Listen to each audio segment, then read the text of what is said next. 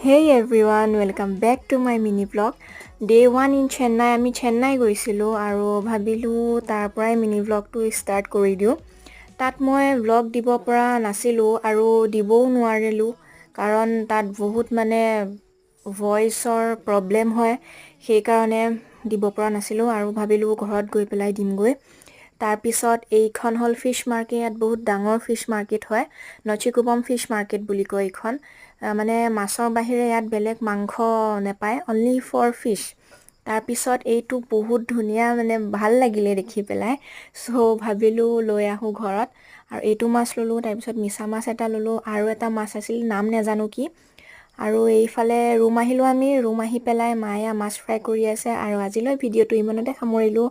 যদি চাই ভিডিঅ'টো ভাল পালে প্লিজ লাইক, শ্বেয়াৰ আৰু ছাবস্ক্ৰাইব কৰিব। আজিলৈ আহিছোঁ, বাই বাই।